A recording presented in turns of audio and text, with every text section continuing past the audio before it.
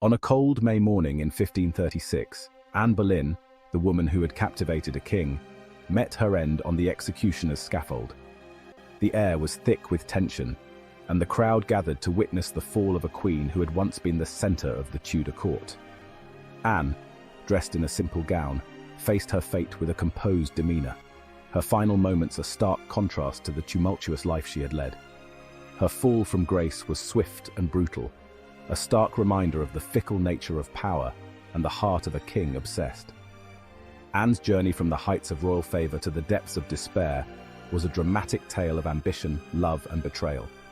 The very court that had once celebrated her now turned its back, a testament to the volatile nature of Tudor politics. Yet even as the shadow of the axe lingered, Henry VIII was already looking towards a new queen. His mind, ever restless, sought solace in the promise of a new beginning.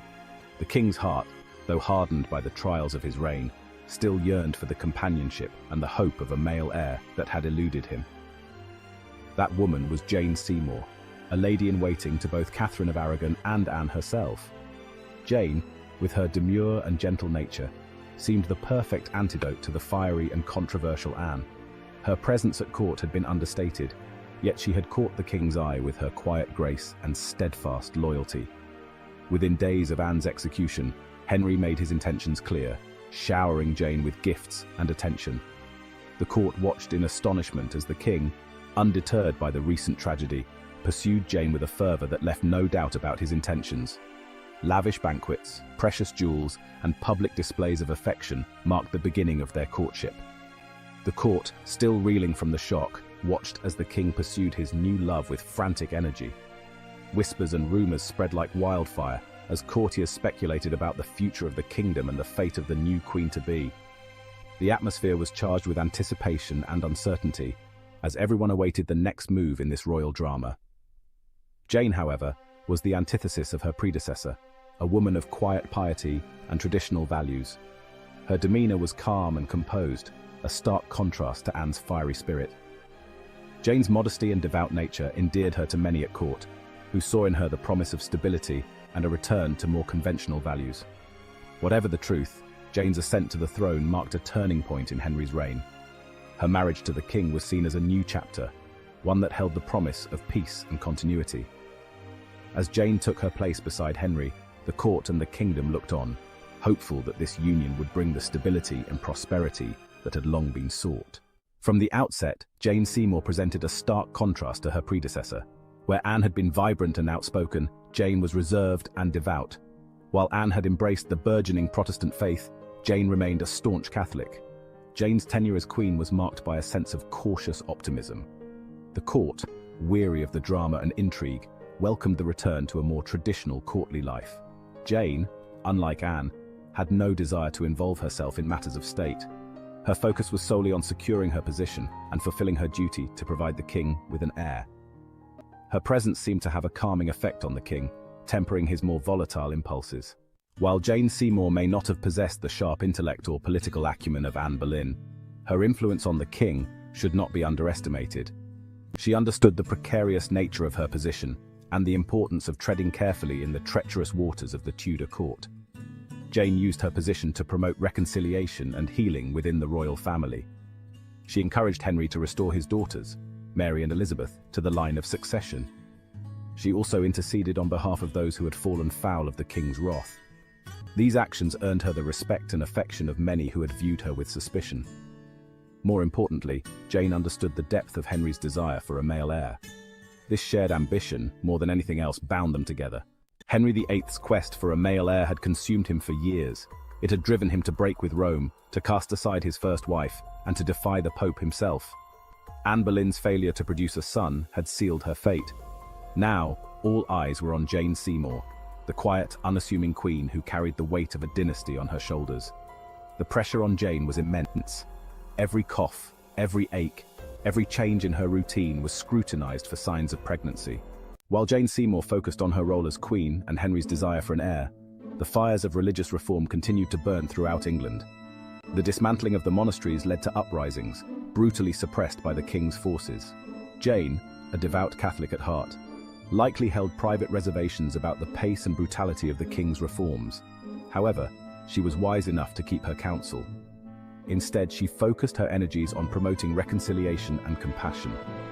Despite the upheaval, Henry pressed on, driven by a potent mix of religious conviction, political expediency, and personal ambition. This period witnessed the rise of powerful new advisors, men like Thomas Cromwell. In the autumn of 1537, the news that England had been waiting for finally arrived. Queen Jane was pregnant. This announcement sent ripples of excitement and anticipation throughout the kingdom. The people of England had long awaited a male heir to secure the Tudor dynasty, and now their hopes were pinned on Jane Seymour. The entire court rejoiced, sensing that this child might finally secure the Tudor dynasty. Celebrations erupted in the palace, with banquets and festivities marking the joyous occasion. The courtiers, dressed in their finest attire, shared in the collective hope that this pregnancy would bring forth a son. Jane, throughout her pregnancy, became the focal point of the nation's hopes and prayers. Her every move was watched with bated breath, and the people of England united in their prayers for her health and the safe delivery of a male heir. Henry lavished attention on his queen, surrounding her with the finest comforts and the most skilled physicians. He spared no expense in ensuring that Jane had everything she needed, from luxurious surroundings to the best medical care available at the time. He prayed for a son, a prince, to inherit his throne and secure the Tudor lineage. The weight of the kingdom's future rested heavily on his shoulders, and he sought divine intervention to bless them with a male heir. The weight of expectation did not seem to dampen Jane's spirits. She remained composed and serene, her gentle demeanor providing a sense of calm to those around her. Her interactions with the courtiers were marked by grace and kindness. She carried herself with grace and dignity, her quiet strength a source of comfort to those around her. Jane's presence was a beacon of hope, and her unwavering poise inspired confidence in the success of her pregnancy. As Jane's pregnancy progressed, Henry ordered special prayers to be said in churches throughout the realm. The clergy were instructed to hold services dedicated to the well-being of the Queen and her unborn child, and the people of England joined in these prayers with fervent devotion. The realm held its breath, caught between hope and anxiety. The anticipation was palpable, and the entire nation waited with bated breath for the arrival of the child who would determine the future of the Tudor dynasty. On October 12, 1537, after a long and arduous labor, Jane Seymour fulfilled her destiny, giving birth to a healthy baby boy. The labor had been grueling, lasting for hours, and the tension in the Tudor court was palpable. But when the cries of the newborn echoed through the chamber, a wave of relief and joy swept over everyone present. The realm erupted in celebration. The birth of a male heir was not just a personal triumph for Jane and Henry, but a momentous event for the entire kingdom. It meant stability, continuity, and the promise of a secure future for the Tudor dynasty. Church bells pealed across the land, bonfires lit up the night sky, and the name Edward was on everyone's lips. From the grandest castles to the humblest villages, the news spread like wildfire, and the people rejoiced in unison. Henry VIII finally had his longed-for son, an heir to secure the Tudor dynasty. This was the moment he had been waiting for, the culmination of years of hope and anticipation. Holding his newborn son, Henry felt a profound sense of fulfillment and pride. For Jane, it was the culmination of her ambition, the moment she had secured her place in history. She had given the king what no other wife had been able to, a male heir. Her position as queen was now unassailable, and her legacy was assured. The joy, however, was short-lived. The celebrations had barely subsided when a shadow fell over the court. Whispers of concern began to circulate, and the atmosphere grew tense and anxious. Within days, Jane's health began to deteriorate. What started as a mild fever quickly escalated into a serious illness.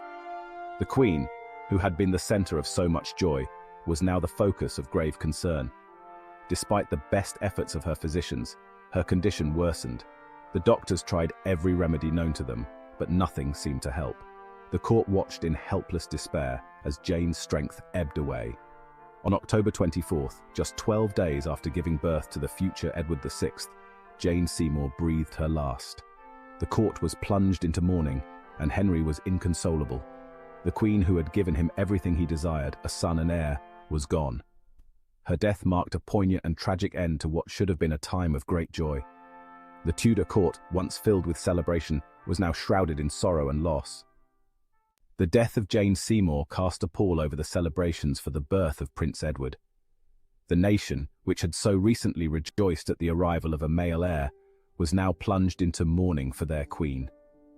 Jane, in her brief time on the throne, had earned the respect and affection of the people. Her piety, her gentle nature, and her tragic fate had touched the hearts of many. Henry, consumed by grief, ordered that he be buried beside Jane when his time came. He wore black for months, a visible sign of his mourning, and withdrew from public life. The contrast between Henry's reaction to the deaths of Anne Boleyn and Jane Seymour was stark. Jane Seymour's reign as queen was brief, lasting a mere 16 months. Yet, in that short time, she left an unforgettable mark on the heart of a king and the history of a nation. She had provided Henry VIII with the son he so desperately craved, securing the Tudor dynasty and shaping the future of England. Her legacy, however, extended beyond her role as mother to a king. Jane's piety and traditional values marked a return to a more conservative courtly life. Her death, while tragic, had cemented her position in Henry's heart. In the annals of history, Jane Seymour is often overshadowed by her more flamboyant predecessor and her ambitious successor. While Henry VIII mourned Jane Seymour deeply, his need for a wife, both for companionship and for political strategy, remained. The king, despite his grief, was a pragmatist. He understood the importance of a queen at his side, a woman who could provide him with counsel, share his bed, and potentially bear him more children. The search for a new queen began almost immediately. Ambassadors were dispatched to the courts of Europe, tasked with finding a suitable bride for the recently widowed king. Henry, however, was determined to find a woman who met not only his political needs, but also the standards set by his beloved Jane. The search for a new queen would be a delicate dance, a balancing act between Henry's desires and the political realities of the day. As Henry VIII emerged from his period of mourning, the business of ruling England and securing his legacy took precedence once more. The quest for a new queen continued, driven by a complex web of political alliances, religious considerations, and Henry's own personal desires. The memory of Jane Seymour, however, would continue to haunt him. The story of Henry VIII's wives is a tale of love, lust, ambition, and tragedy. Jane Seymour, though often overlooked, played a pivotal role in this dramatic saga. Her legacy, like the reign of her son, would be forever intertwined with the infamous reign of Henry VIII.